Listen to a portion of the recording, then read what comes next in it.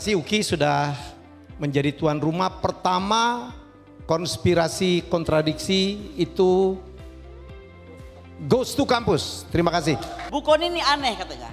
Begitu ngomongin Palestina Israel gue males gitu kan. Tapi kenapa ngomongin Rusia, Ukraina gue semangat banget. Bener nggak?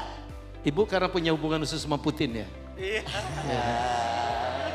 Bisakah Indonesia, jalan politik Indonesia bisa membantu Israel lewat Palestina?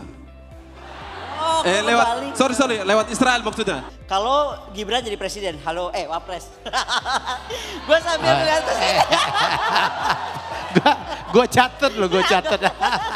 Siapapun yang jadi di 2024, pilihlah Bu Koni jadi Menteri Luar Negeri. Menteri Pertahanan.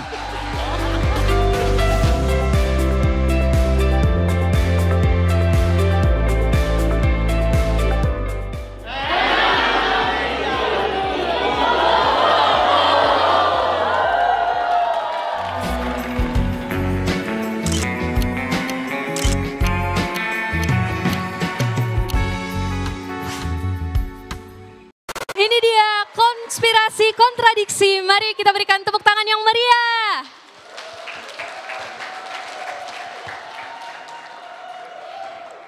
Dan yang selanjutnya, mari kita sambut 3 narasumber terbaik kita. Ibu Koni.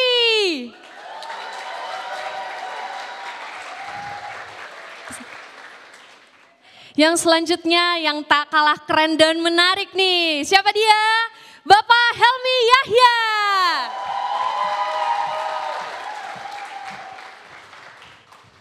Dan yang terakhir, biasanya yang terakhir paling keren ya.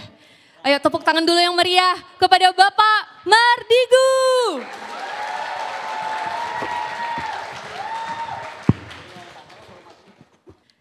Kami persilakan kepada moderator untuk memandu acara selanjutnya. Terima kasih Mbak Dorcas. Tepuk tangan sekali lagi untuk pembicara-pembicara kita.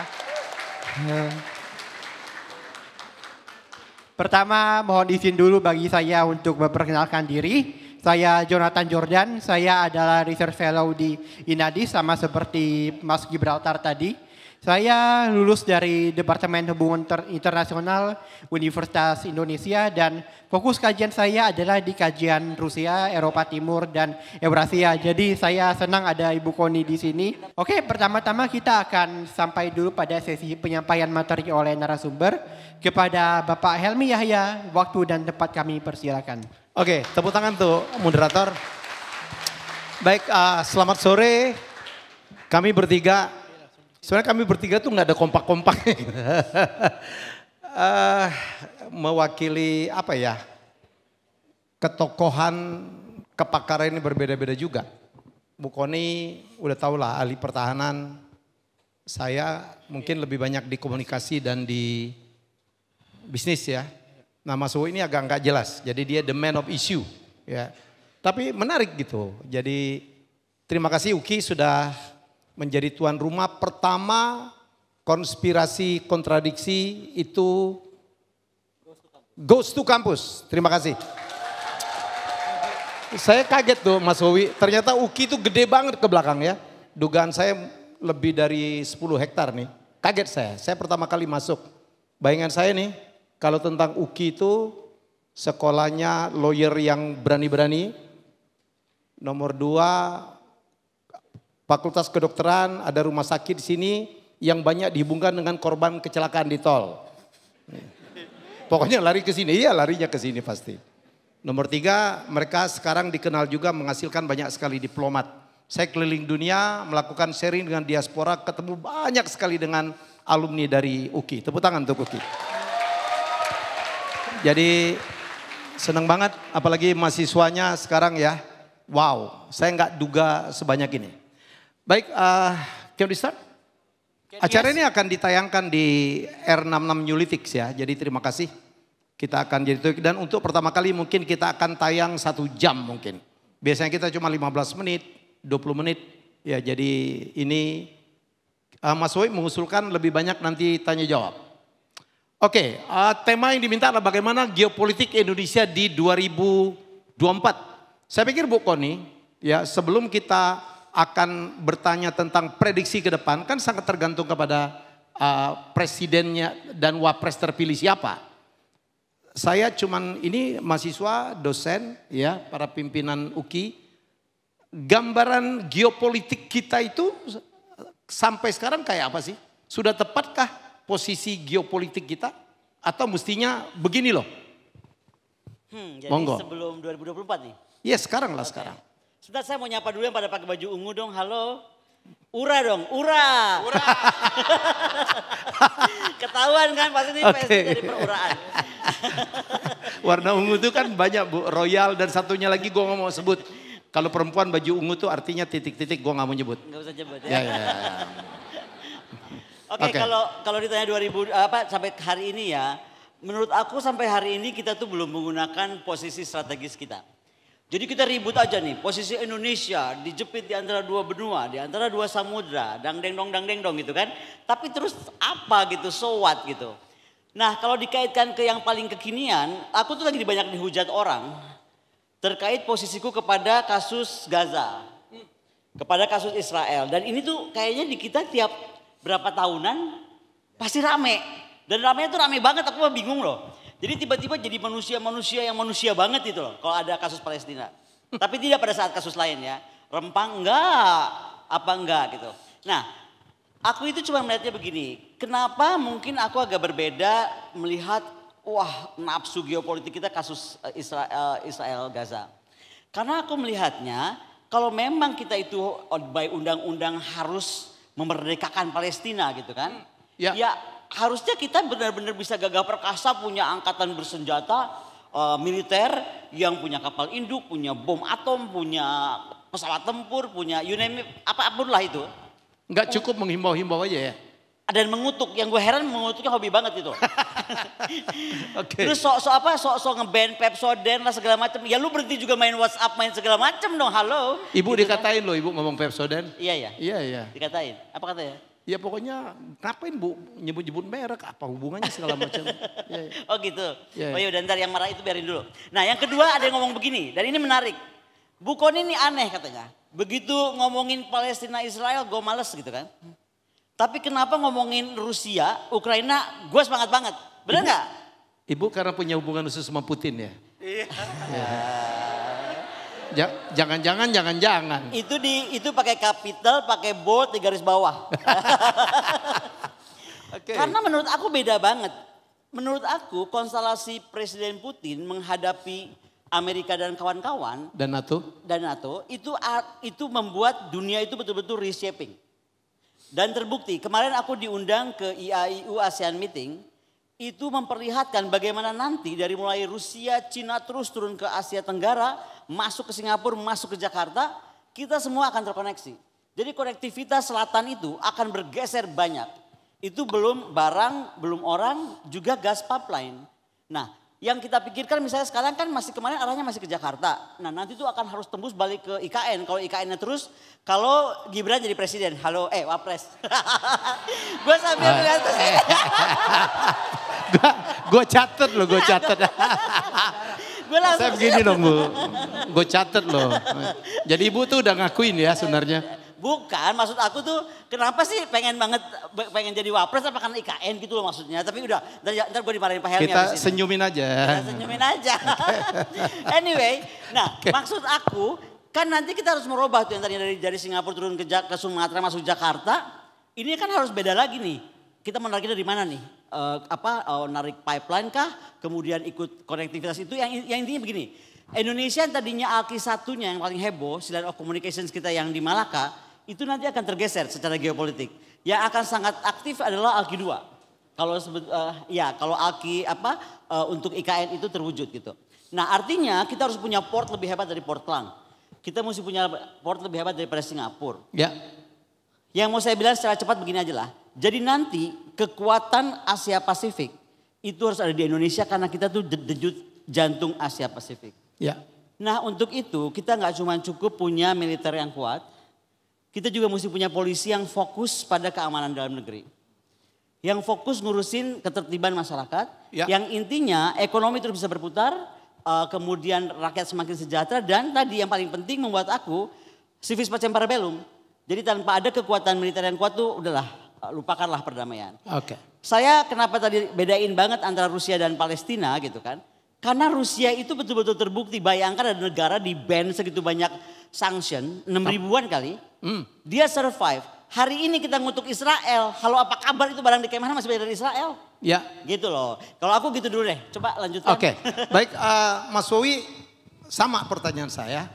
Sudah tepat nggak ya pemanfaatan geostrategi dan geopolitik kita ya sesuai dengan kondisi kita, potensi kita. Kita kan hebat banget pernah menjadi presiden G20 ya.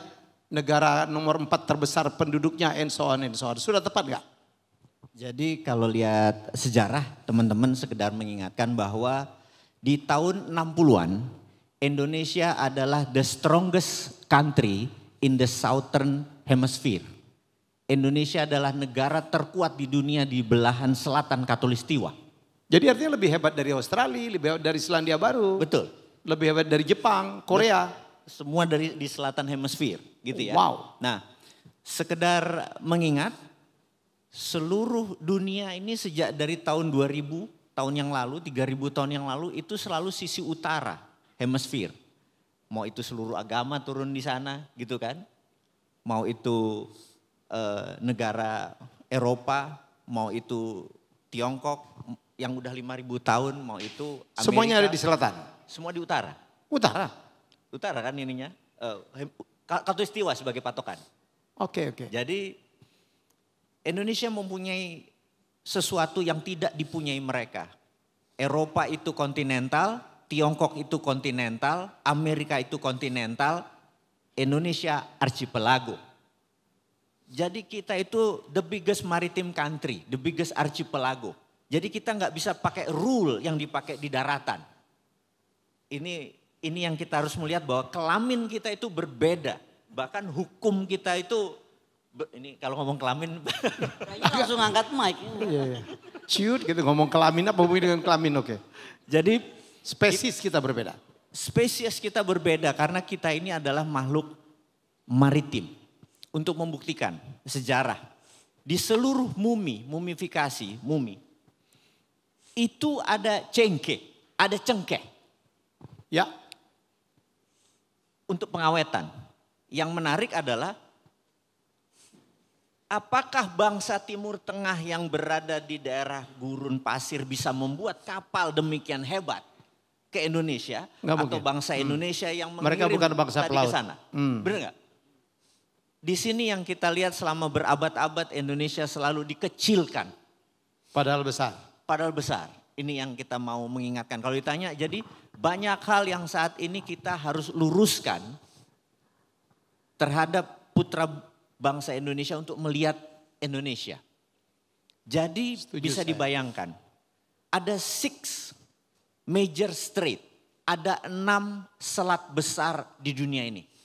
Yang terbesar adalah terusan Suez, terusan Panama. Ada Gibraltar dan lain sebagainya. Bosporus. Gibraltar ada di depan ya? Oke. Oh iya, Oke. Bosporus.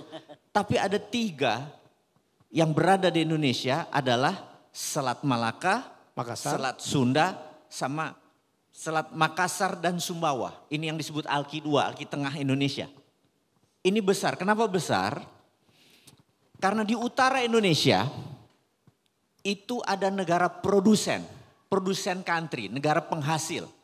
Ada Jepang, ada Korea Selatan, ada Tiongkok, ada Hong Kong, ada Taiwan. Itu semua negara produsen. Yang 20%-nya dikirim ke Amerika Utara, yang 80% dikirim ke Asia Barat, Afrika dan Eropa, pasti melewatin Indonesia. Pasti. Karena kita menggunakan hukum darat dulu sebelum Pak siapa Alamsyah, siapa yang dulu kita itu tidak bisa menguasai 200 mil laut dulu. Mutar ke Sumatera aja. Dulu. UNCLOS. Sebelum UNCLOS. Yes. Juanda. Juanda. Sebelum UNCLOS. Jadi Kalau ganti nama Alamsyah jadi Juanda. ganti ya. Jadi Alamsyah gimana sih? Gue lompat, angkatan udara soalnya yang satunya. Jadi kita fight untuk dapat UNCLOS. Sekarang saya ini kalau dapat mandat, sayangnya enggak ya. Saya mau UNCLOS itu saya bubarin. yang lewat wilayah Indonesia bayar, gitu. Itu yang saya harapkan. Oke. Karena ada 2.000 billion a year. 2.000 billion itu 2 triliun dolar. APBN Indonesia itu 3.000 billion, 3.000 triliun. 200-an billion. Ya, oke. Ini ada 2.000 billion. 10 kali nilai APBN Indonesia itu lewat perairan Indonesia. Dan we got nothing. Kita cuma dapat tai, sampah dan sebagainya waktu lihat. Maaf ngomong ya, kita ngomong apa adanya nih. Dia bilang di mana biji lo, nyali lo nih. Sudah 7 presiden gitu kan. Kenapa nggak kita pajakin 0,5% deh dari nilai barang. Karena lu lewat wilayah Indonesia. Karena lu buang tainya di Indonesia, lu buang sampahnya di Indonesia. Kita mau berdaulat. Nah itu yang kita bilang geopolitik kita ini belum. Inilah pesan kita nanti. Siapapun yang jadi di 2024, pilihlah Bu Kony jadi Menteri Luar Negeri. Menteri Pertahanan. Atau Menteri Pertahanan. Menteri Pertahanan. Karena yang punya nyali kayaknya cuma ibu-ibu nih kayaknya nih. Ya. Padahal nggak punya biji ya. Di mana biji lo? Itu dulu. Itulah Mas Wowi kalau ngomong. Dia lama loh nggak ngomong biji itu ngomongin gua sama Gita Wirjawan tuh. Di mana biji lo? Di mana? Where is your guts gitu. Ya tapi saya mau nambahin sebelum ke Bu Kony.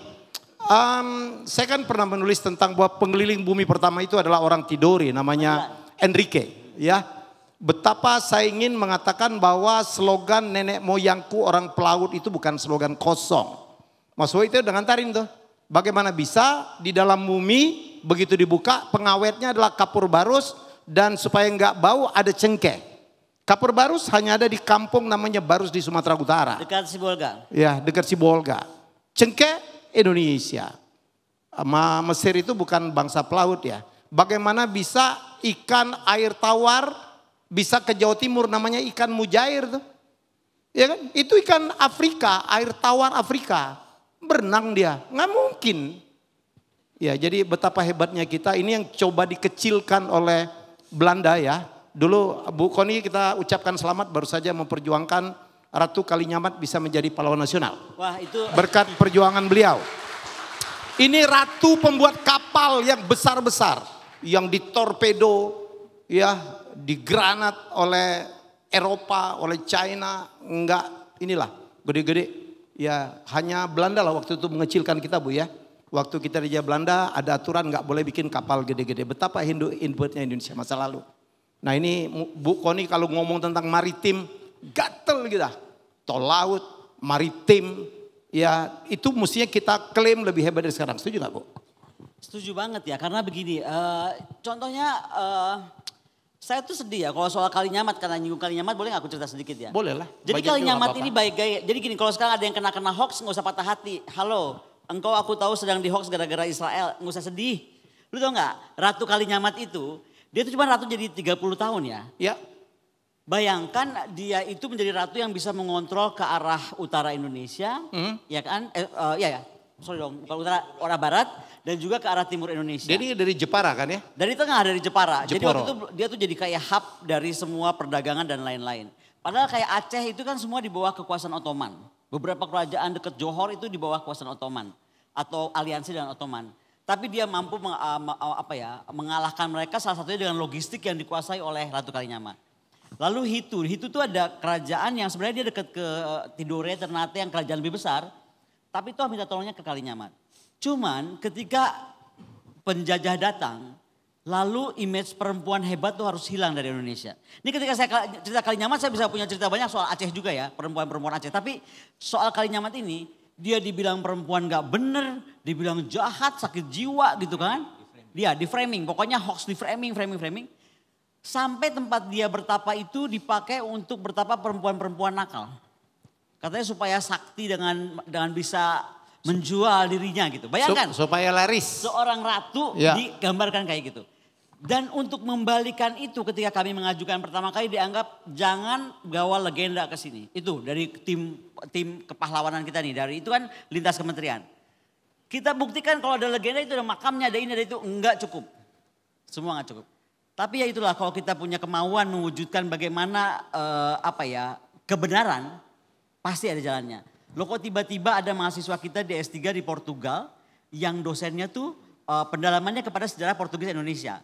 Nah dari situ kemudian dibantulah kita ke gereja-gereja. Karena itulah kenapa saya apresiasi sekali hubungan kita dengan gereja-gereja Vatikan. Dan juga semua gereja Katolik. Karena mereka itu memegang penuh semua banyak arsip yang orang lain gak pegang. Jadi akhirnya kita punya arsip 8 buah bukti primer. Bagaimana kehebatan Kalinyamat. Nah intinya betul yang Pak Bobi bilang gitu loh. Kalau kita dibilang gak negara maritim harusnya kita marah dan berontak. Karena waktu Kalinyamat itu bukan saja kuat di dalam faktor defense. Cina membeli kapal-kapal dagang itu ke dia. Dan dia tuh tanpa adanya KKIP, tanpa adanya apa tuh. Semualah industri-industri pertahanan Erick Thohir belum ada ya. Tapi dia udah bisa bikin, bayangkan antara Semarang, terus Bone, apa yang penghasil kapal itu. Nah itu kenapa kalau dikaitkan ke kekinian sekarang, saya mendukung apa yang dibuat oleh Syekh Panji Panji Gumilang. Karena menurut aku dia malah mau menghidupkan kemampuan kapal-kapal tradisional kita. Yang saya harapkan segera juga diikuti oleh yang lain-lain ya. Bukan cuma pesantren. Tetapi apalah gereja dan lain sebangsanya. Jadi kalau ngomongin Kalinyamat. Aku ingin itu terus disuarakan karena ini adalah sebuah kehormatan bangsa sih sebenarnya. Legacy. Nah coba dong cerita Enrique. Susah nggak coba? Ya saya berjuang, saya dikatain gitu. Saya bilang penggiling bumi pertama itu bukan Magellan loh. Karena Magellan itu kan tidak finish, karena dia dibunuh di Cebu. Tidak 360 derajat. Bukan juga Elcano, karena Elcano finish, tapi ada anak Maluku, anak Tidore yang lebih dahulu. Karena dia dari Tidore ke Demak, Demak Palembang, Palembang Malaka, diculik oleh Magellan, dibawa ke Spanyol, terus disponsorin untuk mencari pulau rempah Maluku dan harus memutar. Karena ada Tordesillas ya, peraturan. Kalau Portugis turun ke arah Malaka, kalau ini dia turunnya harus melalui Afrika ya, dan finish akhirnya. Jadi Enrique itu waktu dia mencapai Filipina itu sebenarnya dia udah berputar 365 derajat. Fakta ini 500 tahun ditutupin oleh Eropa. Kita klaim, alhamdulillah ya buku saya udah jadi novel. Bulan ini mungkin novel bahasa Inggrisnya akan terbit. Kickstarternya kita bikin action figure juga akan beredar di Amerika. Tahun depan mungkin dokumenter. Tahun berikutnya lagi mungkin akan jadi film ya. Netflix. Hanung Bramantio sudah mengundang saya. Wah saya dikatain, wah ini ngawur nih Helmi Yahya. Itulah perilaku orang Indonesia. Kadang-kadang inferior kompleks ya. Kita ingat ya Pak Habibie bikin pesawat itu dikatain tuh IPTN tuh dibilang iya pesawat teh ngapung. Jadi iya dong. Jadi ada dijual ditukar beras lah segala macam. Jadi itu ya saya minta adik-adik di sini tolonglah kita harus we have our pride. Ya we have our pride. Bahwa kita ini bangsa yang sangat hebat. Celakanya kadang-kadang kita suka merendahkan diri kita sendiri. Ya jadi saya berharap banget nih 400 orang ada di sini punya semangat yang sama. Oke, saya kembali ke topik. Mas Uwi, apa yang harus dilakukan ya untuk merebut kehebatan kita dalam geostrategi, geopolitik, ya geoekonomi. What shall we do sebelum saya ke kita sederhanakan geopolitik, geoekonomi, geostrategi, kita sederhanakan supaya bahasa populis lebih enak. Jadi ini bahasa supaya anak kelas 5 SD bisa paham gitu ya. Geopolitik adalah kekuatan geografi kita untuk keunggulan politik. Biar sederhana ya. Geoekonomi adalah kekuatan geografi kita untuk keunggulan ekonomi. Dan untuk melaksanakan ini semua kita memerlukan strategi gitu ya. Nah kita sebelum kita melihat diri kita, maka kita melihat ada namanya sebuah pelajaran dari Noam Chomsky adalah how the world work. Susah banget ngomong. How the world work mungkin. Bagaimana cara dunia bekerja? How the world work. Benar nggak? Iya, iya. Iya kan? Bagaimana bumi bekerja? Bagaimana dunia bekerja. Jadi kita tahu ada yang rule the world saat ini. Setuju ya? Benar nggak? Bahwa nggak ujuk-ujuk ini dunia berjalan begitu saja. Contohnya misalnya kita ambil negara Amerika deh sebagai marshal atau polisi dunia. Amerika itu mengendalikan 3 hal. Karena pakarnya dia yang itu Henry Kissinger pernah bilang, when you control food, you control people. You control energy, you control country. You control currency, you control the world. Gitu kan? Maka kita lihat dalam 70 tahun terakhir, mungkin kita kecilkan lagi 40 tahun terakhir, ada lebih dari 100 perang. 90% di negara penghasil fosil oil. Setuju nggak? Fosil oil itu ya minyak bumi dan gas alam, gitu kan? Karena sejak tahun 71, di mana Amerika melepas emas sebagai jaminan untuk printing dolar, dia menggunakan petrodolar. Dolar di print berdasarkan petrol. Karena itu Amerika mengontrol seluruh petroleum dari produsennya sampai distribusinya.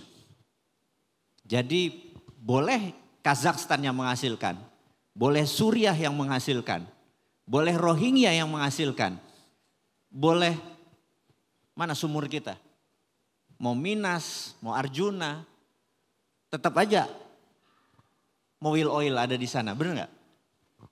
Tetap aja yang ngontrol distribusinya adalah mereka, produsennya adalah mereka. Mereka masih mengontrol 80%. Saudi boleh menghasilkan, tapi seluruh petroleum company-nya milik Amerika dan Inggris, gitu ya. Jadi mereka masih mengontrol ini semua. Bisa dibayangkan kalau di utara Indonesia, Anda tahu kebutuhan minyak BBM di Indonesia per hari berapa? Ini pakar geopolitik kita tanya semua nih. Jadi kebutuhan kita itu 1,5 juta barel per hari, 1,1-nya kita impor.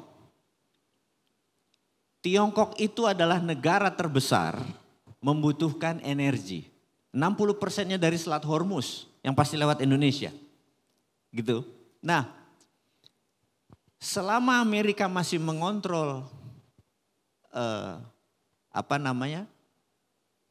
oil dan gas, maka kita masih ada terbelenggunya. Ini kita nanti masuk ke topiknya. Yang kedua adalah Amerika itu kontrol currency.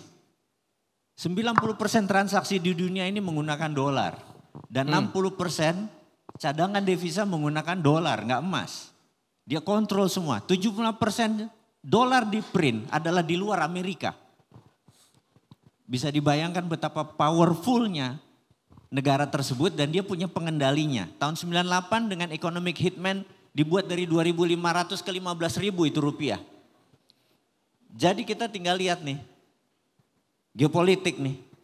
Apakah Amerika nanti akan cawe-cawe di Indonesia? Menurut sahabat-sahabatku kira-kira. Yang akan Amerika cawe-cawe coba angkat tangan. Oke, yang lain bilang Amerika nggak cawe-cawe, bener nggak?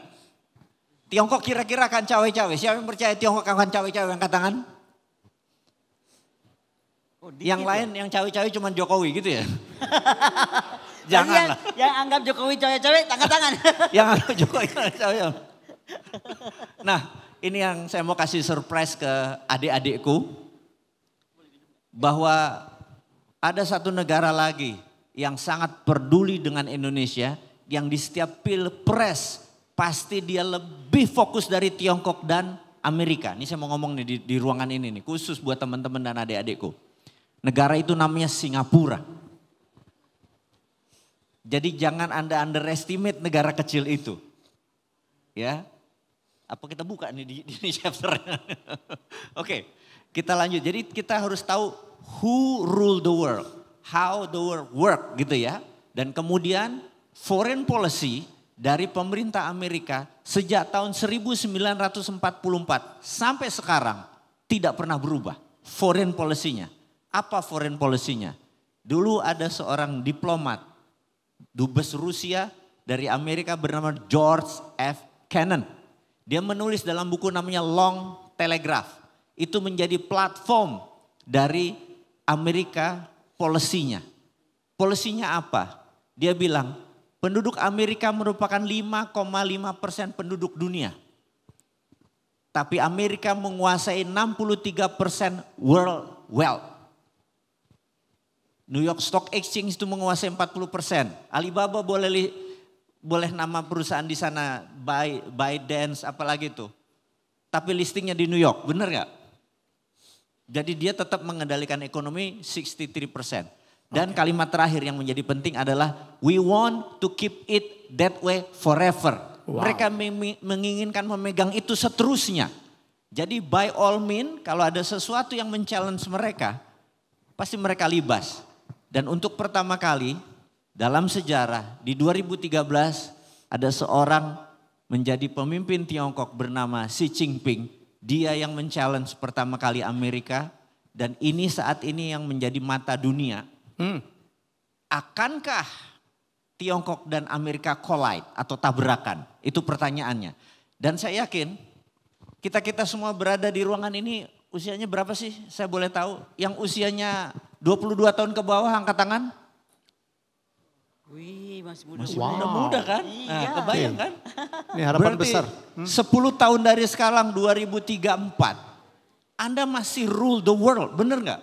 Iya. Anda lah yang mengendalikan ini semua. Dan menurut prediksinya Bu Koni, antara tahun 2027 sampai 2037 adalah the moment of great. Antara dua raksasa besar itu akan collide. Pertanyaannya, apakah kamu siap? Oke, tepuk tangan buat teman-teman dulu. Oke. Kita lanjutkan. Baik, saya ke Bu Koni. Sudah benarkah ya apa strategi politik kita, strategi pertahanan kita ya selama ini Bu? Sebelum kita memberitahu, Bu, kita 2024 itu kita butuh pemimpin yang begini loh.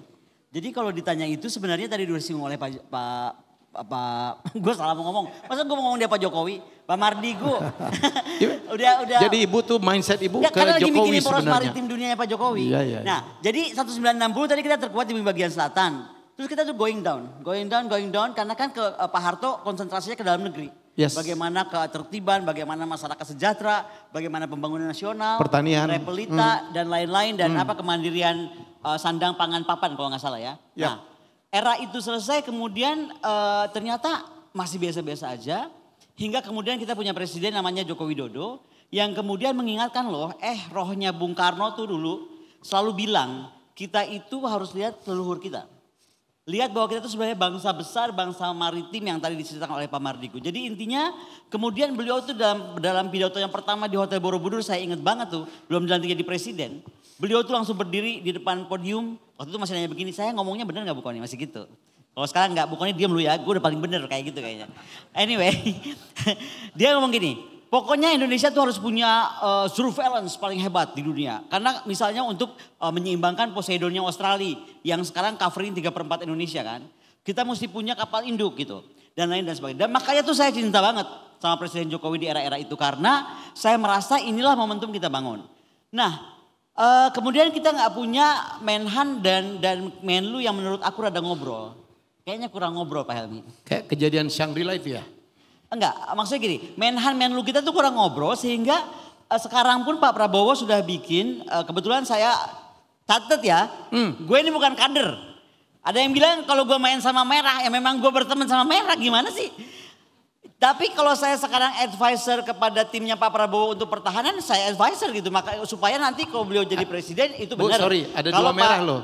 Pak, ada dua merah. Hah? Ya cuma ngingetin aja gue. Oh gitu ya. Oke, terus go ahead.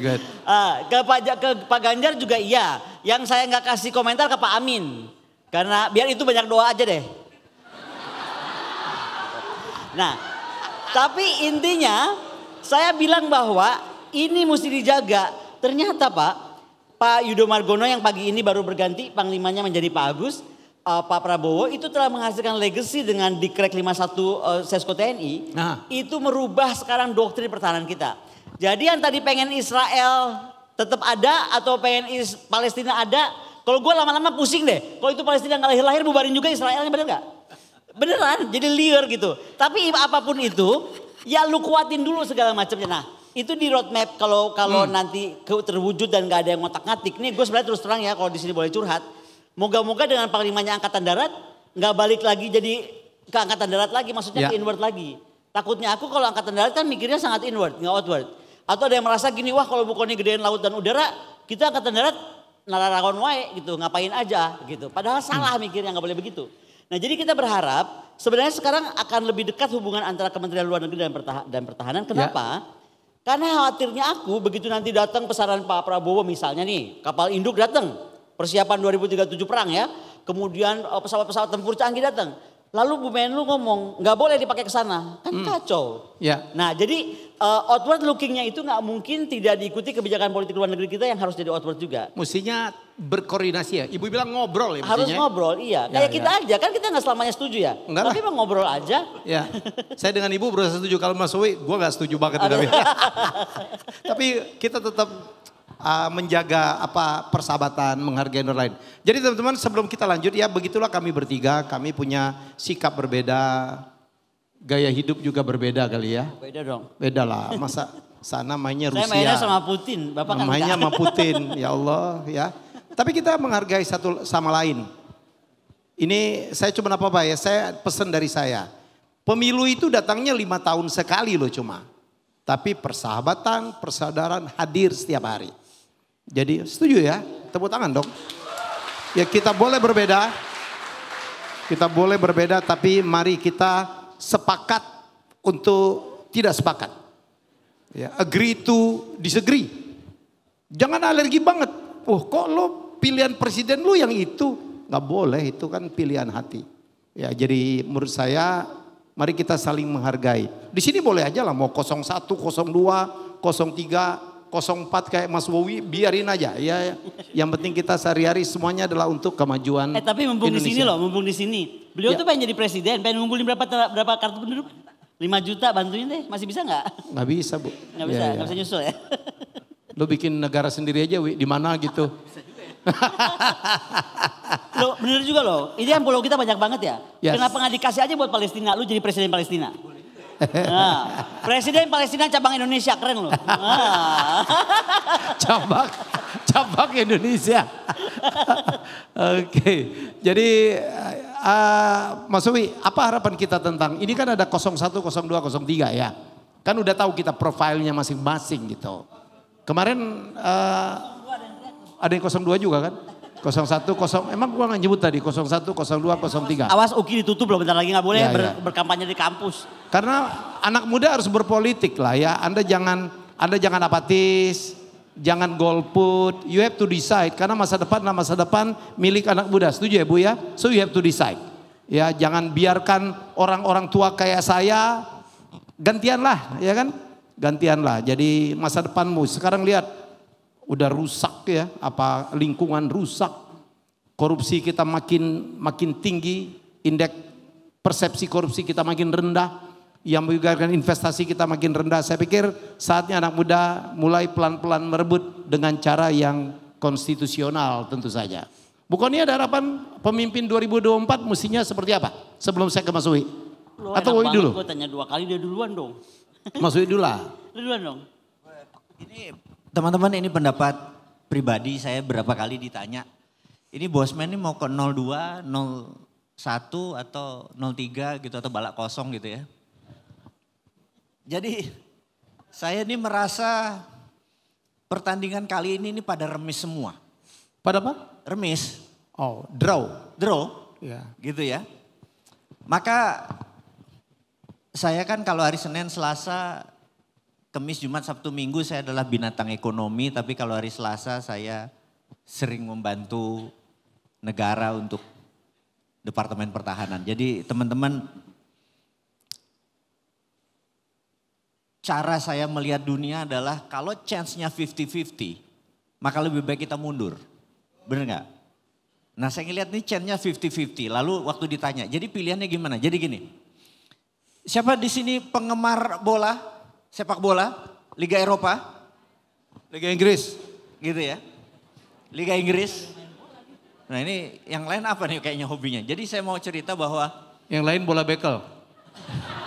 Ini Indonesia banget, di ini nggak menunjuk play safe nih, persis kayak kita Ibu ya. Sikap Kita nggak play berpolitik. safe, kita nggak Bukan play yang di safe. sana, yang di sana. Oh di sana, iya Yang nggak itu Ibu boleh loh. kritik. Kita udah ini, play safe, nyari aman gitu. Iya, Ayo khawatir. harus berani ya. Lu kalau play safe terus nggak kebagian. Gue dibilang Mas Wiwi, umur kita udah berapa Wi? We have to decide. Ya dia masih belum menentukan pilihan. Nanti gue Oke. ganggu terus. Gua teror Ini terus. baru kali ini saya menyatakan posisinya. Jadi gini, saya sangat terinspirasi oleh seorang coach namanya Sir Alex Ferguson. Di mana dia bukan punya tim disebut Winning Eleven. Winning Eleven adalah starter line up yang bermain 11 di kompetisi pertama kali main.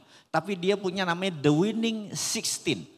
Karena dia punya 5 pemain cadangan yang sama skillnya dengan yang 11 pemain utama. Yang 5 pemain cadangan itu yang jadi The Winning 16 tadi itu disebut super sub. Super substitute gitu ya. Jadi pernah suatu hari saya nonton di Old Trafford, ini for the sake of discussion aja. Babak pertama dia kalah 1-0. Waktu itu masih Beckham masih ada Alex Ferguson. Itu penonton itu kan teriaknya gini, glory, glory Man United. Jadi man manusia, kalau United glory gitu ya. Jadi Bineka Tunggal Ika. Bineka Tunggal Ika. Jadi sepanjang jalan. Jadi babak kedua itu begitu kalah 1-0 itu di babak kedua penonton tuh nyanyi makin kenceng. Jadi berbeda dengan di Indonesia. Kalau di Indonesia kan Garuda di dadaku gitu ya. Begitu kalah 1-0 mulai separuh yang nyanyi. Kalah 2-0 pergi. Mutung. Mutungan. Ya. Jadi kalau mereka kalah 1-0 tuh makin giat gitu ya. Kemudian di menit 60, 65. Toto penonton nyanyi. You are my Solskjaer, my on. Jadi dia mau meminta Ole Gunnar Solskjaer untuk masuk. Jadi Alex Ferguson tuh berdiri ngeliatin penonton. Bayangin 60.000 penonton itu menentukan permainan. Dia minta Solskjaer masuk. Bener diganti pemain masuk Solskjaer 1-1 akhirnya menang 2-1 dan akhir itu udah kayak menang perang gitu ya. Jadi di situ saya lesson learn-nya adalah Alex Ferguson ini mempunyai 5 pemain cadangan yang super sub yang sama bagusnya. Yang waktu menit 60-70 mereka masuk dan memenangkan pertandingan karena fresh leg kaki baru masuk gitu ya. Jadi saya pikir ini kalau mereka kita tahu ya bahwa kalau ini nanti 14 Februari itu adalah pilpres dan hasilnya remis kekuatannya sama maka 2 besar akan masuk di bulan Mei. Putaran 2. Putaran kedua karena itu kan ini disebut tahun politik benar nggak? Mei kemungkinan besar berarti kita akan kampanye terus mungkin isinya sosmed isinya makian terus benar nggak? Ini yang saya sebel ini ada cebong kampret dulu sekarang jadi kecepret katanya udah gabung soalnya. Baru tahu. Kan udah gabung. Jadi nah itu tidak selesai karena Juni sampai November itu pilkada daerah ada 277. Jadi akan rame tahun depan itu disebut tahun politik benar-benar tahun kampanye, tahun politik, tahun spanduk, tahun kaos gitu ya. Tahun serangan fajar gitu. Nah jadi kalau kita lihat bulan Februari mereka habis-habisan, rasanya di bulan Mei mereka perlu fresh leg, bener nggak? Baru new mind masuk, gengnya Bosman masuk. Apa yang kita pilih pasti menang, setuju? Kalau nggak setuju harus setuju. Itu dulu lah kita kira dari saya. Lanjut Mas Helmi. Bu Goni 01, 02, 03 menurut Ibu siapa yang paling siap dengan konsep geopolitik? Ayo ngomong yang keras coba jangan sambil nunduk. Gimana sih? Berdiri. Katakan jiwamu gitu dong. Katakan pikiranmu. Tunjukkan ekspresimu gitu. 01 kah? 02 kah? 03 kah? Saya udah tahu suaranya Uki kalau begitu. Tapi Pak Arthur nunduk ya Pak Arthur. Ampun. Tapi kalau aku gara-gara lu cerita tadi soal Ferguson ya, gue curiga nih Pak Prabowo tuh kemarin nyewa dia jadi advisor. Enggak karena ngumpulin wali kota semua terus tiba-tiba semuanya ngomong 02 gitu loh. Se-stadion. Bener gak? Oke kalau aku ditanya, ginilah pokoknya kalau aku melihatnya kalau selama Pak Prabowo jadi presiden atau Pak Ganjar jadi presiden, Ibu Koni aman. Both is my friend soalnya gitu. Tapi kalau satu itu terus terang aku nggak aman. Anda yang harus berjuang. Gitu. Bu Koni itu kalau nggak aman dia pindah ke Moskow. Ini dia nih. Aduh. Beneran. Saking udah bolak-balik Moskow lama-lama kayaknya gue punya apartemen aja deh, ya kan? Kalau sampai ada sesuatu yang tidak diinginkan terjadi, langsung ini ambil Master of Philosophy ya. Nah. Jadi tahun depan kon-kon ada ke Moskow ya katanya, Oh, dapat iya, diundang. kita goes to Moskow dong. Oh, acara Yang ini akan diwawancara ke Moskow. Putin. Gitu keren Tepuk dong. tangan ya. Oke, dan saya mengingatkan teman-teman ya, terima kasih atas dukungan luar biasa. We really appreciate you. Dan mohon juga untuk subscribe di channel kami R66 Politics biar kami tambah semangat. Ini susah loh ngumpulin kami bertiga dengan kesibukan masing-masing. Hanya komitmen kami bertiga kepengen betul agar masyarakat Indonesia terutama anak muda harus ngerti geopolitik. Dan yang kedua Pak Helmi, betul boleh ya? aku potong. Yang kedua, aku tuh pernah dosen di sini. Ya. Dan kampus ini kampus Kristen, bener nggak? Oh iya. Setelah Nggak tahu kenapa di kita tuh namanya Kristen itu atau itu suka agak-agak dipinggirkan. Makanya aku pengen dari kampus Kristen dulu kita mulai. Yang lain kan kampus lain. Betul. Tepuk tangan dong. Saya mau siapapun yang merasa minoritas itu berani bersuara. Tepuk tangan dong, gimana sih?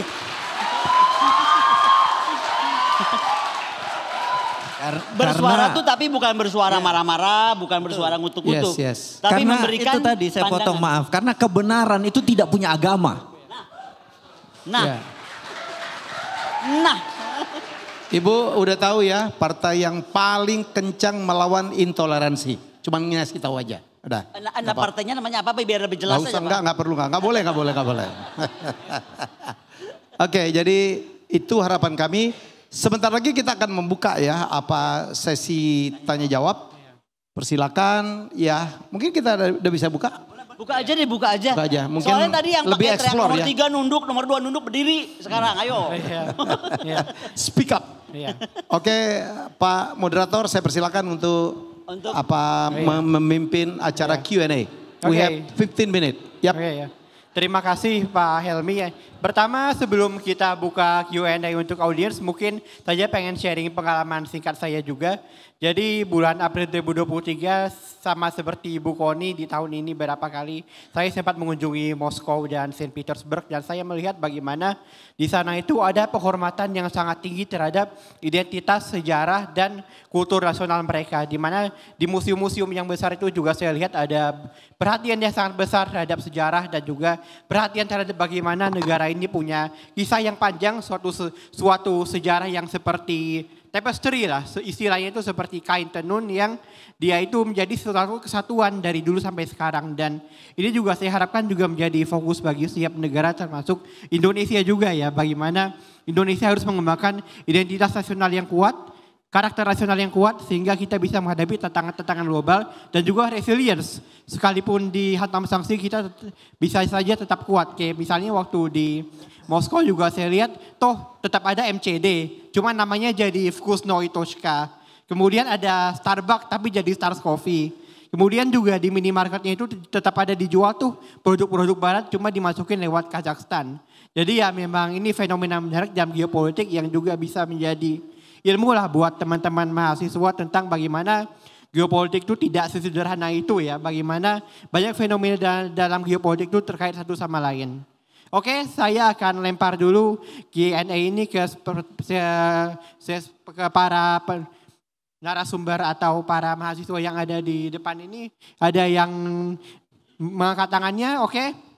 Yang pertama, mas-mas yang mengenakan kemeja putih. Assalamualaikum warahmatullahi wabarakatuh. Waalaikumsalam.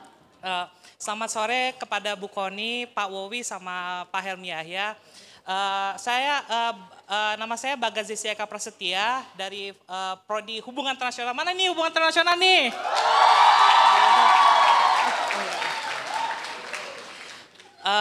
Saya juga dari kelas studi kawasan serta studi perdamaian dan keamanan dengan dosen pengampu Pak Dari Naufal Mulyaman. Saya ingin bertanya mengenai visi poros maritim kita serta keamanan dan pertahanan kita. Karena begini Bu Kony dan terutama kepada Bu Kony dan Pak Wowi, kita kan tahu semua kalau misalkan sekarang ini sedang ramai-ramainya atau sedang musim-musimnya senjata nuklir dan segala macam. Terutama untuk maritim sendiri kita di dekat sini ada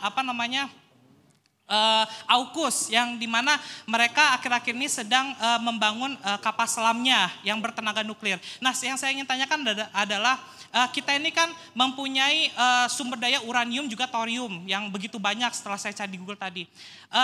Mungkinkah atau bisakah kita memasukkan nuklir sebagai bagian dari pertahanan kita, baik itu bentuknya hulu ledak lah seperti yang dipakai Korea Utara, atau misalnya kendaraan yang berbasis nuklir kayak misalkan yang dipunya AUKUS gitu.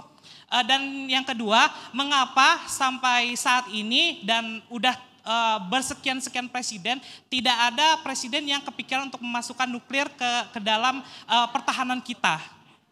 Itu yang saya tanyakan. Udah. Terima kasih. Ya. Udah nanya. Terima kasih Bu. Moderator, saran saya mendingan langsung dijawab. Yes. Kalau dikumpulin 3, karena usia kita suka lupa tuh. Ya. Jawab Oke. Ya, silakan Bu Kony. Jadi gini, kalau dibilang semua presiden gak concern sama nuklir salah. Presiden Soekarno sangat concern kepada kekuatan nuklir kita. Makanya kemudian kita membangun reaktor pertama kita Trigamark di Bandung. Itu pertamanya dengan Amerika. Karena Amerika melihat Indonesia dalam posisi non-alignment-nya itu harusnya jadi penjaga gitu. Tapi di tengah jalan Amerika ngamuk. Dan itu kerennya Bung Karno. Oh ya udah lu ngamuk aja, emang gue pikirin. Ngobrol sama Soviet. Makanya dibantulah oleh Soviet, ya kan? Nah, kenapa saya suka kamu nanya soal Trigamark dan soal nuklir? Ini tolong adik-adik di ruangan ini ada berapa ratus orang nih? 400 ya? Asal tahu aja. Si reaktor Trigamark yang sangat bersejarah itu, yang membuat kita demikian terhormat dan menjadi yang terkuat salah satu di bumi bagian selatan gara-gara itu. Ada rumors mau dibuat jadi museum, reaktornya mau ditutup. Ini aku bilang sakit jiwa nih negara nih. Orang malah mau bikin reaktor nuklir dan segala macam penelitian dan lain-lain, kok malahan itu yang sangat reaktor kita pertama malah mau ditutup gitu. Jadi ini kalau rumorsnya ini benar, kita harus berontak beramai-ramai. Setuju nggak? Nah, kaitannya kedua tadi, kalau ngomongin AUKUS jangan cuma ngomong soal kapal selam. Dia itu punya 11 agreement lain bagaimana membangun kekuatan cyber, kekuatan intelijen, kekuatan bawah permukaan laut, kekuatan antariksa, and so on and so forth. Jadi kita cuma disuruh konsen seolah-olah masalahnya cuma kapal selam. Enggak, dia punya semuanya. Dan Poseidon dia itu udah cover Indonesia 3/4-nya itu udah anytime. Ini menurut saya kalau kita punya Menhan dan punya presiden dan punya menteri luar negeri yang kompak, harusnya jawab dong, wah enak aja nih Australia, 3/4 Indonesia lu mata-matain terus, ya kan? Siapa kapal keluar masuk mesti lapor segala macam. Loh kita balik dong seluruh benua Australia sekarang, kita tarik radius gitu. Kan harusnya negara berdaulat seperti itu. Soal thorium, saya sepakat, sebenarnya Kementerian Pertahanan kita di era Pak Riamizar itu sudah mengembangkan riset terkait bagaimana generasi nuklir, generasi 5 kalau nggak salah namanya ya. Itu akan menggunakan thorium. Yang sekarang kita dorong, Pak Mardi Guwawik ikut bersuara. Soalnya kalau ikut Pak Mardi bersuara jadi ramai, jadi cepet. Kayaknya susah banget menjual bahwa keamanan nuklir itu udah canggih banget sekarang. Kalau enggak di Rusia udah ngebeleduk dari kapan tahu, bener nggak? Kok nggak ngebeleduk-beleduk? Ya kan, kalau ngebeleduk nggak? Meledak. Tidak kan? Karena memang udah makin canggih. Kedua pilihannya bisa offshore. Di atas kapal aja gitu loh. Dan sekarang kan kecil-kecil. Reaktor nuklir waktu aku kecil mungkin segede gini nih tabung birunya itu. Uraniumnya itu kan kita pinggir-pinggirnya tuh kolamnya segede gini. Sekarang nggak usah segede aki juga udah bisa nerangin banyak hal gitu. Jadi terima kasih untuk pertanyaannya dan oke, kalau Anda jadi diplomat, jadi menteri luar negeri, janji ya harus bagaimana mengedepankan tentang kekuatan kita salah satunya menggunakan nuclear power.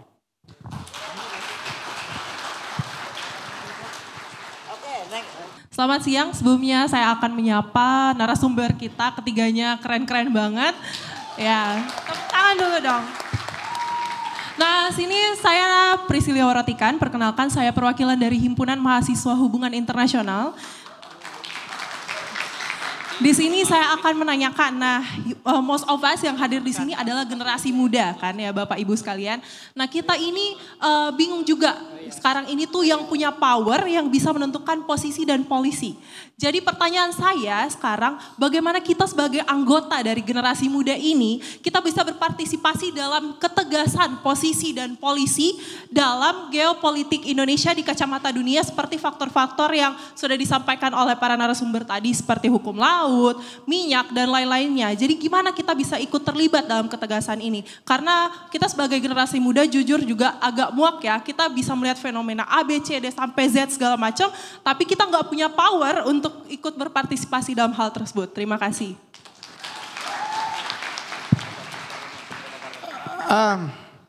Saya sekarang keliling ya seluruh Indonesia, sharing, memotivasi, menyemangati supaya anak muda jangan lagi apatis, jangan golput, rebut posisi politikmu, bersuara. Jangan biarkan negeri ini didominasi hanya oleh orang-orang tua. Apalagi 2045 kita kan tahun emas Indonesia ya. Kita itu tinggal 22 tahun dari sekarang. Anda harus bersiap. Masuklah gitu ke dalam kegiatan-kegiatan. Tunjukkan sikapmu. Berikanlah saran. Ya buatlah kegiatan-kegiatan, aksi-aksi yang menunjukkan, ini anak muda. Kita juga perlu diberikan kesempatan. Nggak ada lagi tuh stigma bahwa anak muda nggak bisa mimpin. Come on. Ya, Emmanuel Macron, Jacinda Ardern, kemarin sharing bareng ya, Burkina Faso ya umur 28 tahun. 34. Yang lebih ini lagi tuh Kim Jong Un. Sulit itu sekarang, Presiden Amerika pun sulit. Ngutik-ngutik dia itu diangkat pada usia 28 tahun. Saatnya anak muda yang mengambil porsi yang lebih besar. Ya dengan kegiatan apapun, jangan apatis, jangan golput, rebut. Ya, boleh berpartisipasi masuk partai, boleh nyalek, boleh mendaftarkan diri nanti untuk pilkada. Saya pikir sudah saatnya anak muda lebih mengambil porsi yang lebih besar. Dan kami, saya khususnya akan jadi mentor, akan jadi pembimbing bagi adik-adik anak-anakku semua. Hidup anak muda. Kalau aku tambahin dikit aja ya. Menurut aku anak muda juga nggak usah jadi anak muda yang tiba-tiba jadi anak muda yang anaknya siapa jadi apa, nggak usah gitu juga. Jadi gini ya, sebenarnya kalian bisa bikin apa aja sekarang. Kita tuh udah ada di era ketika kekuatan senjata ini ada di tangan kalian. Coba satu ruangan ini mana yang nggak punya handphone? Yang nggak punya mana? Nggak ada kan? Ya, setuju. Nggak ada kan? Ya udah pakai ini aja karena sekarang tuh pikiran Anda itu, kekuatan pikiran Anda itu bisa Anda blasting dengan sangat cepat. Kami ini bertiga kumpul dan kemudian banyak fansnya, sombong ya. Cie. Seluruh dunia. Beneran nggak bohong. Aku naik apa aja, pesawat kan naik kapal, naik apa harus mau nanya. Mana Pak Helmi, mana Pak Mardigu gitu. Tahu nggak apa yang kita jual? Yang kita jual cuma kekuatan pikiran kan? Ya. Iya. Dan kita pakai media, kebetulan beliau bosnya sekarang punya channel ya. Tapi paling tidak kita ini kan bisa komunikasikan lewat HP kita, lewat sosial media kita. Intinya adalah bagaimana kita mempengaruhi sesama kawan-kawan kita gitu kan. Untuk membangun bangsa ini dan mengembalikan harkat martabat nenek moyang kita. Aku tuh tadinya gak suka sejarah, benci banget gue baca sejarah. Tapi sejak kali nyamat, sejak kemudian saya baca, tau gak? Aku pernah baca buku tentang bagaimana prajurit-prajurit kuda terindah di dunia. Kita kan ngebayangnya kayaknya Louis XIV gitu ya kan. Ya. Napoleon, ternyata enggak loh. Aku lupa bukunya judulnya apa. Tapi ternyata nggak pernah, jadi ada pendatang-pendatang dari Cina, pendatang dari Portugis, pendatang dari mana yang datang ke Indonesia. Melihat di kerajaan di Jogja, dia bilang tidak pernah ada kuda dihias seindah kudanya kita waktu itu dengan permata jamrut coba. Berarti kan kita hebat banget, cuman kita tuh punya arsip yang sangat buruk. Oke, setuju. Nah bener nggak? Jadi sekali lagi jangan khawatir, nggak usah juga wajib jadi jangan tiba-tiba jadi para politikus semua, nggak seru juga dong dunia ini jadi boring. Politikus kalau yang baik oke. Oh oke. Pokoknya yang pasti senjata di tangan kalian. Oke. So bergeraklah, bener nggak? Saya nambahin, jadi dulu di dalam Orde Baru itu ada pelajaran yang sampai saat ini saya bawa dan saya pikir saya mau transfer ke adik-adikku bahwa ada namanya Bernegara itu ada 7 pilar. I Polek Sosbud Hangkam, ideologi, politik, ekonomi, sosial, budaya, pertahanan, dan keamanan. Jadi tidak melulu politik. Anda bisa berkontribusi lewat banyak hal. Ambil salah satu pilar-pilar tadi yang bernegara tadi. Memang di Indonesia sejak tahun 2002 terjadi perubahan yang sangat besar. Di mana undang-undang bukan undang-undang 45 lagi tapi undang-undang 2002. Undang-undang 2002 ini banyak hal yang membuat kita menjadi terlalu berpolitik. 80% diskusi kita di warung, di taksi, di supir taksi ngobrol politik semua. Karena mendadak terlalu besar porsi politik karena memang Indonesia belum cukup dewasa. Yang dilepas tahun 2002 itu adalah satu, hilangnya GBHN dari Undang-Undang Dasar 45, TNI Polri keluar dari parlemen dan pemilihan langsung, one man one vote. Itu secara pribadi saya tidak setuju karena negara besar seperti Amerika yang disebut bapaknya demokrasi itu tidak one man one vote. Dia tidak pakai popular vote tapi pakai electoral vote. Electoral vote itu dihitung, misalnya Bu Koni dia S3, dia pemimpin tertentu bayar pajaknya 1 miliar setahun, maka setiap 100 juta dia dapat. Jadi begitu Bu Koni suaranya 17 bukan 1. Kalau sekarang seorang pendeta yang ahli sorga sama narapidana suaranya sama-sama 1. Itu namanya popular vote. Harusnya electoral vote itu ada pemberat. Disinilah saya minta teman-teman generasi muda ini untuk merubah ke depan itu supaya menjadi electoral vote bukan popular vote. Ubah lagi undang-undang gak apa-apa. Dan Andalah sebagai politikus muda dan sebagai ekonom muda, sebagai pemikir-pemikir muda yang saya titipkan bangsa ini kepada kalian. Oke, tepuk tangan untuk Pak Sui. Jadi di monitor ada pertanyaan tentang kami anak muda, bagaimana kami berpartisipasi dalam politik tapi kami tidak punya power.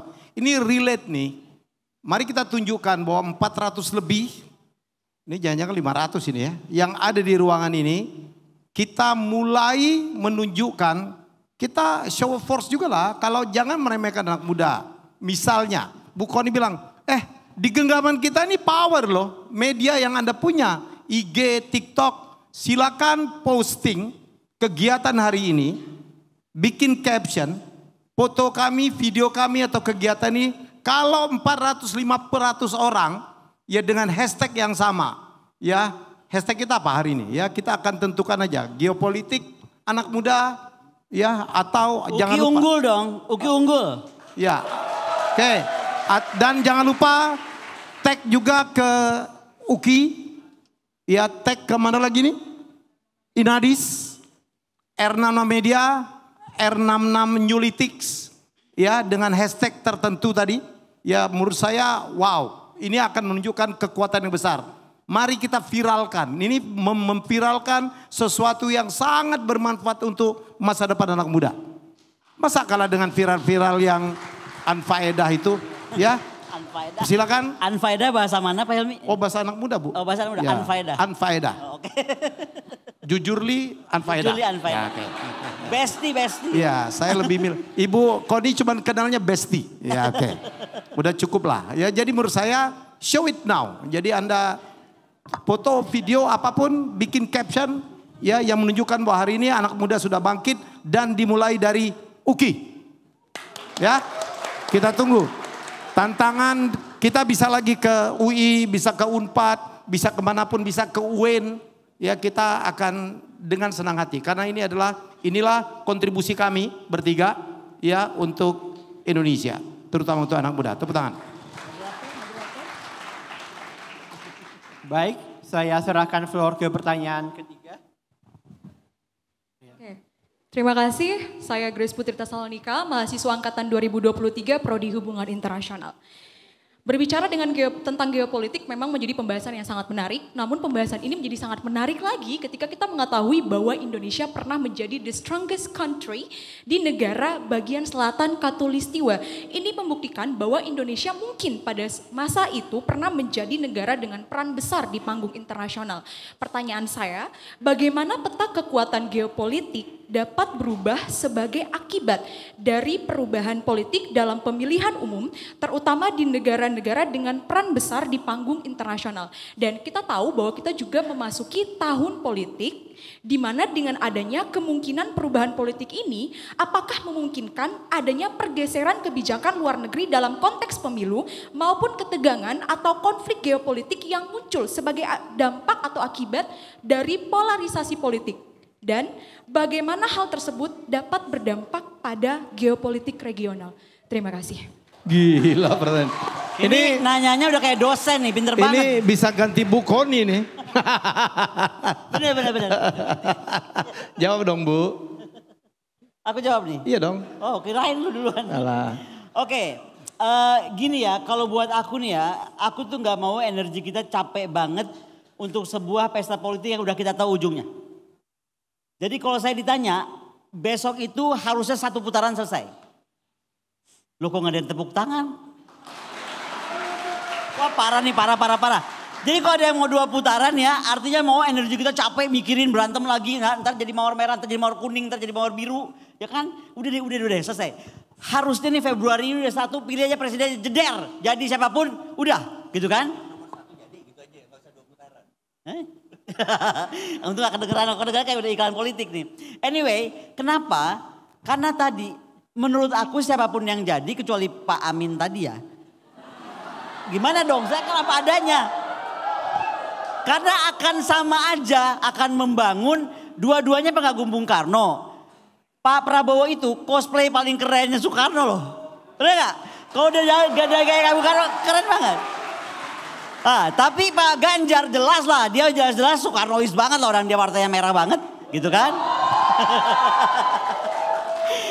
Dan untuk mewujudkan itu, yang nanya aku malah ngobrol, halo Mbak Cantik, dengerin gue lagi jawab. Nah jadi maksud aku untuk menghidupkan the spirit menjadi bangsa terkuat yang jangan mengeksplorasi kekayaan kita too much kalau kita belum bisa mampu mengeksplorasi sendiri.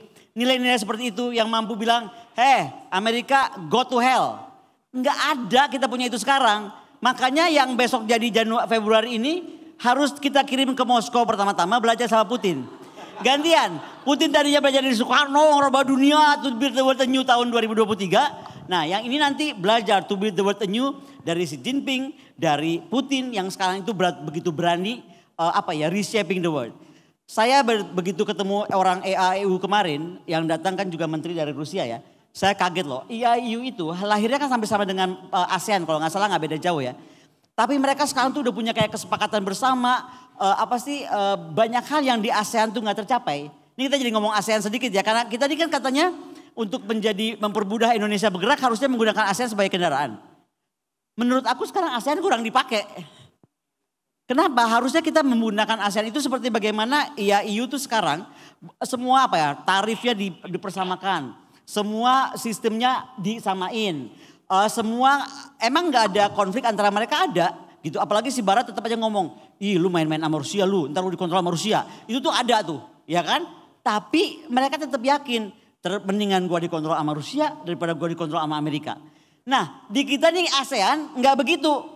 Di ASEAN ini ada yang flirtingnya kebanyakan sama Amerika, ada yang flirtingnya kebanyakan sama Cina, akhirnya nggak puguh.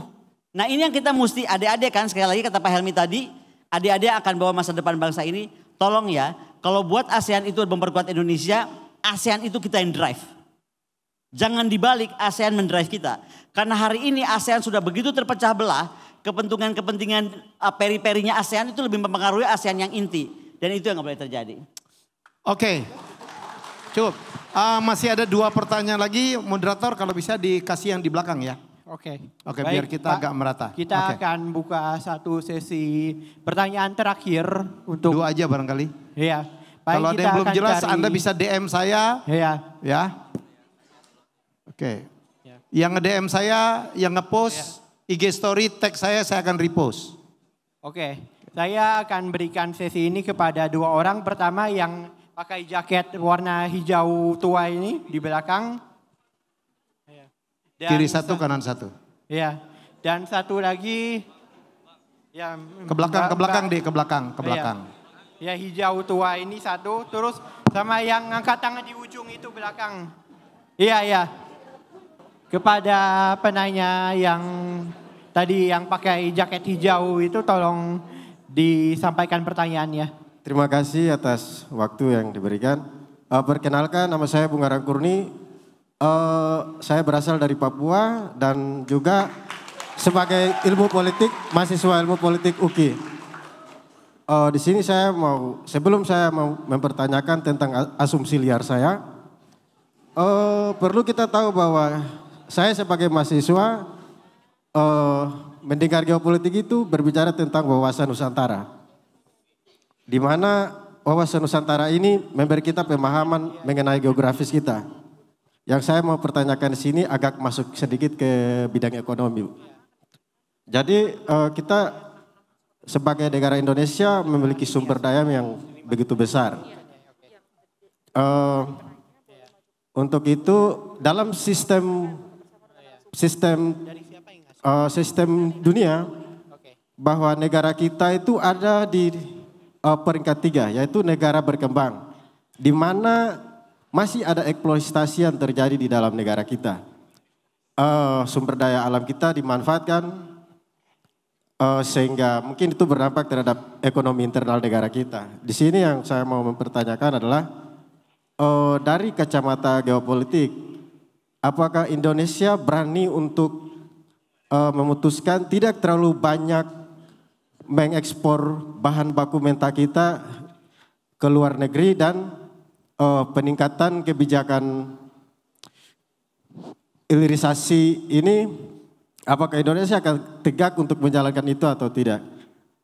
Dan dari pandangan geopolitik juga saya ingin bertanya tentang posisi saya sebagai orang Papua, bagaimana kita melihat itu? Terima kasih.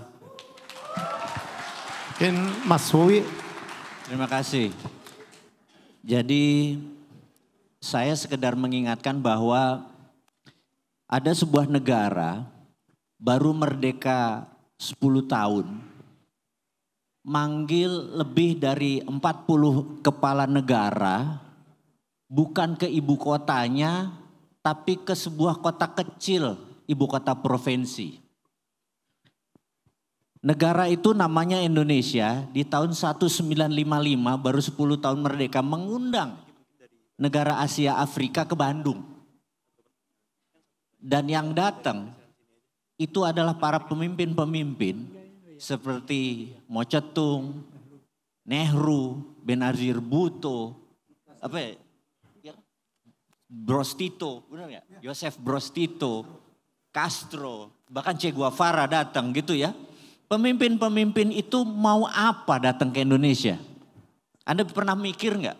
Kok bisa seorang Soekarno memanggil lebih dari 40 legend-legend founder country dari banyak negara datang ke Indonesia? Salah satu yang dijanjikan adalah mereka semua negara miskin karena habis Perang Dunia Kedua memerlukan funding. Yang Soekarno janjikan adalah dia punya cadangan deposit mineral yang bisa menjadi underlying printing money untuk proyek-proyek mereka. Jadi mereka datang ke Indonesia itu adalah memerlukan bantuan Indonesia untuk Indonesia membiayai proyek-proyek mereka. CIA marah besar. Didesainlah sebuah skenario tahun 65 Pak Karno selesai. Paham ya? Nah, sekarang ini kenapa Indonesia memiliki mineral segitu banyak? Anda harus mengingat adik-adikku, ada 3 hal yang Anda harus tahu untuk mineral itu menjadi benda powerful seluruh dunia. Kalau ada bola berwarna putih, bola gitu ya, bola. Kemudian bola itu dikasih glitter. Kemudian bola itu diputar. Maka glitternya itu akan berada di posisi tengah. Setuju nggak? Dunia ini sudah miliaran tahun berputar.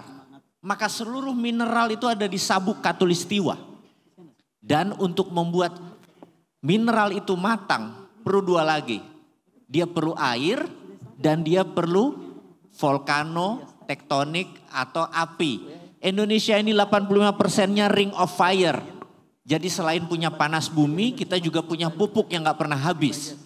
95% wilayah kita mengandung matahari dan 90% wilayah kita mengandung H2O, air.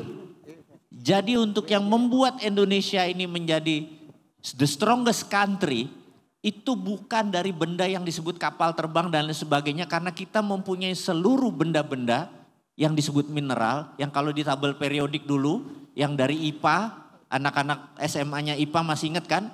Yang kalau kita hari libur nanti kita rebus kubis Prancis besok minggu. Anda ingat pelajaran itu dulu?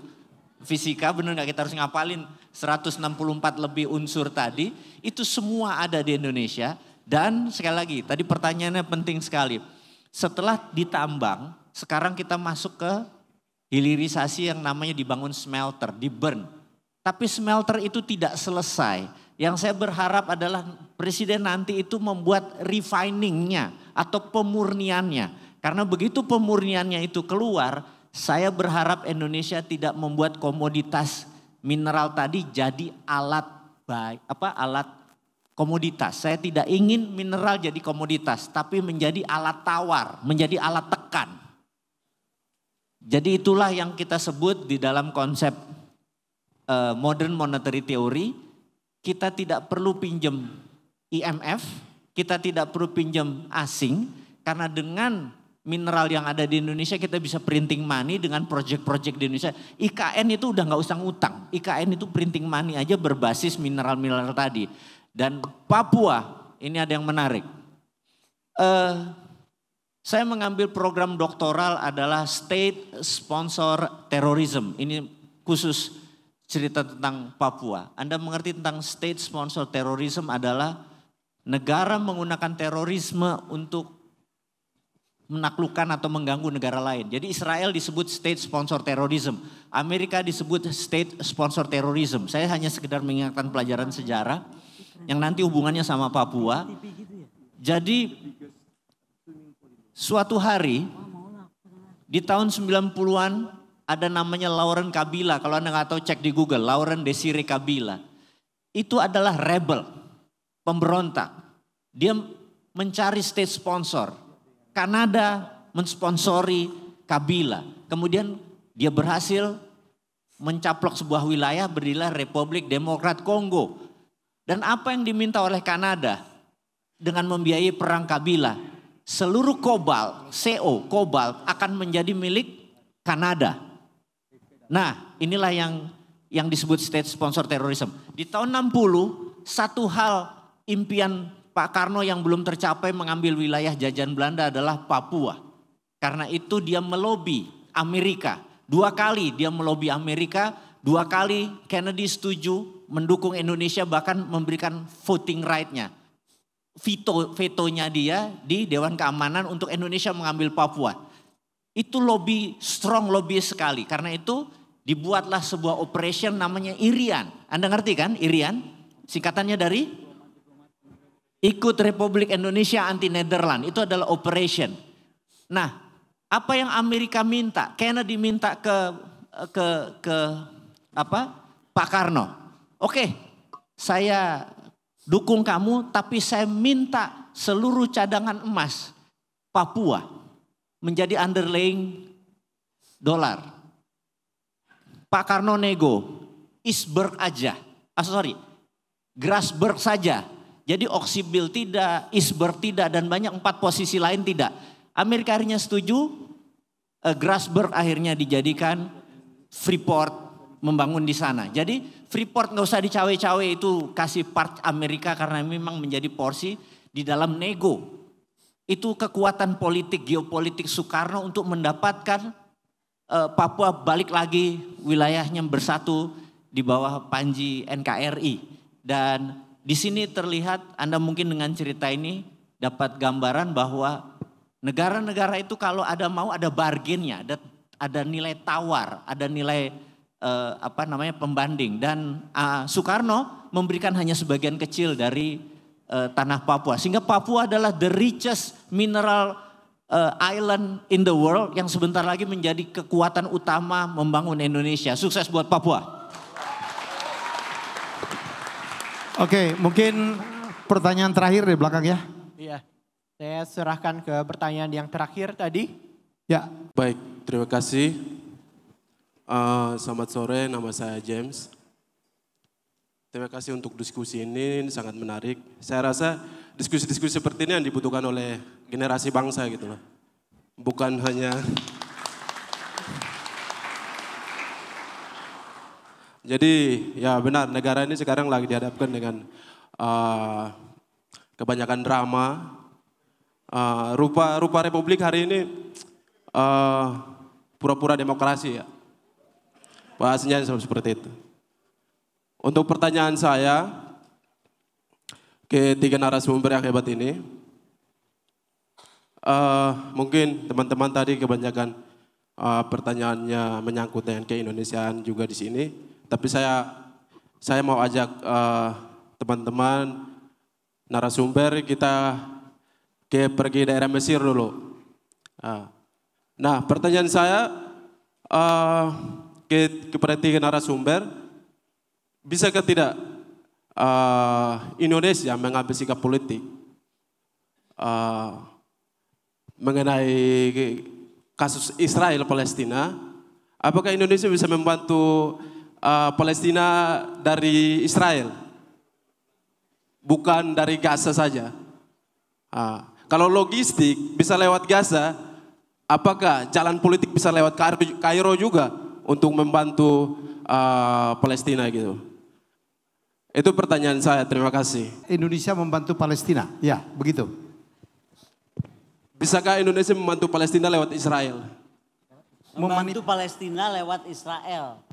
Ya gitu, membantu Palestina lewat Israel. Agak nggak jelas suaranya. Tolong kamu ngomongnya pelan-pelan.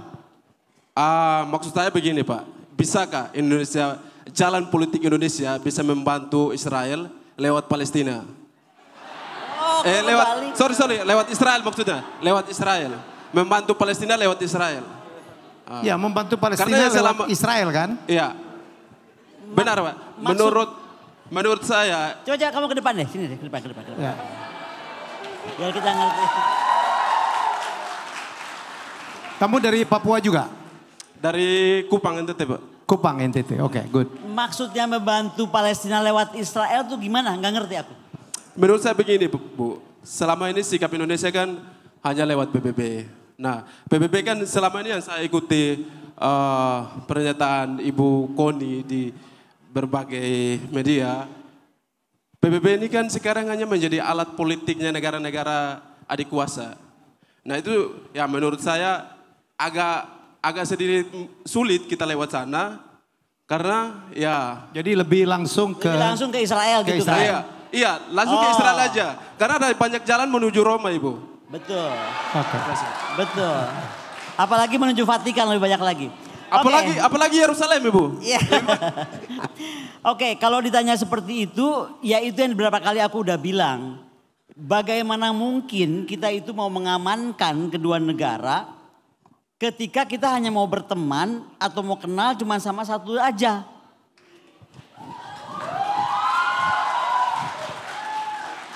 Tetapi untuk membuat orang Indonesia yang lain itu, yang saya bilangnya sama Mbak Cantik ini, kita namanya geng agak lain. Karena kalau geng agak lain itu asal kita ngobrol sama Israel, buka diplomatik hubungan dengan Israel, marah duluan. Makanya saya balikan, saya bilang ya udah kalau memang nggak mau kenal Israel, ya berarti kita yang mesti kuat militernya kan. Pilihannya cuma itu. Pakai ujung tombak diplomasi, masa kita kalah sama si siapa tuh? Budak letik bantunya si Trump. Iya yang bisa bikin Abraham Accord. Di undang-undangnya Jared, di undang-undangnya Amerika kayaknya nggak ada deh. Selama Palestina belum merdeka, nggak ada. Gitu. Tapi tiba-tiba kita ada Jared yang mungkin juga nggak kuliah HI. Aku nggak terlalu paham si Jared. Tapi rasa-rasanya dia nggak kuliah HI gitu. Dia bisa menghasilkan Abraham Accord yang membawa sekarang pertanyaan ke kita semua. Kenapa negara Arab nggak ada yang kondem Israel? Kenapa tetap berteman sama Israel? Halo, negara Arab itu pengen tenang, pengen damai. Dia juga nggak mau dan dia ngelihat dia sama Israel banyak dibantu. Urusan Abraham Accord melahirkan apa? Melahirkan kerjasama antara negara-negara Arab dengan Israel. Melahirkan banyak kepentingan ekonomi dengan Israel. Banyak hal yang terjadi, teknologi, sains dan lain-lain. Kenapa negara Arab bisa begitu? Karena mereka tidak punya the hypocrisy that we have. Kok nggak ada yang tepuk tangan sih? Bener nggak sih? Jadi kalau saya melihatnya, kita itu jadi hipokrit banget. Teriaknya nggak mau Israel, nggak mau urusan sama Israel, bla bla bla, Israel go to hell. Tapi yang dipakai semua Israel banget gitu. Itu yang nggak kerennya tuh di situ gitu. Makanya menurut aku harus belajar dari Putin. Ketika Putin bilang NATO lu macam-macam ya, lihat ya gitu kan. Amerika jangan macam-macam. Dia bisa bangun aja semuanya sendiri. Yang tadinya industri-industri tidur, kota-kotanya industri tadinya nggak terlalu aktif. Begitu dia perang sih ada Mr. Zong itu yang tiba-tiba kesambet. Dia langsung tiba-tiba sekarang ya main-main ke Rusia. Itu semua kota yang tadinya tidur, the sleeping city, hidup lagi malahan. So the war itu menjadi sebuah kekuatan. Nah sekarang gimana Indonesia mau jadi itu kan pilihan aja. Mau tadi diplomat kita datang ke PBB, dudukin Prancis atau Inggris seperti saya bilang. Atau enggak kita tadi bilang pilihannya kalau lu ke PBB ngomong kalau lu nggak jadiin Palestina, bubarin juga Israel kan keren dong kalau bisa ngomong kayak gitu. Nah kalau memang nggak berani diplomatnya ya tentaranya dikuatin. Karena menurut aku carrot and stick tuh nggak bisa lepas, harus dua-duanya bersamaan. Coba silakan. Saya pikir kita mau banget tapi sebelum saya tutup, saya kemarin nonton kontennya Nash Daily ya. Nash Daily itu agak menarik. Dia Arab, Islam tapi lahirnya di Nazareth, Israel. Bagaimana perasaan dia? Wah itu good and bad untuk dia tuh. Posisi yang sangat ambigu ya. Jadi sekali lagi dia keturunan Arab, Muslim, lahir di kota Yahudi, kota Israel namanya Nazareth. Rasakan, dengerin aja. Biasanya Nash Daily cuma 1 menit. Now di konten itu dia bicara lebih dari 3 menit. Kita mungkin akan mendapatkan perspektif yang berbeda. Wow, sayang sekali waktu kita sudah selesai. Terima kasih banget dan tolong posting ya tentang acara ini. Kegiatan Anda mau nanya apa, Anda komen apa, Anda bikin caption apa silakan. Kalau masuk ke DM saya coba juga akan merepost ya. Jangan lupa tag saya, Helmi Yahya, kemudian Dr. Koni Rakundi Bakri dan Mardiku WP. Ya. Jadi terima kasih Uki, you are very good, thank you. Ya terima kasih teman-teman Uki semua. Wabillahi taufiq wassalamualaikum warahmatullahi wabarakatuh. Saya kembalikan kepada moderator dan MC. Terima kasih Pak Helmi, Bu Koni dan Pak Mardigu. Kita tepuk tangan sekali lagi untuk ketiga pembicara kita. Kita mengundang dulu kepada 5 penanya yang tadi mengajukan pertanyaan kepada ketiga narasumber kita untuk maju ke depan dan menerima cindera mata dari R66. Iya.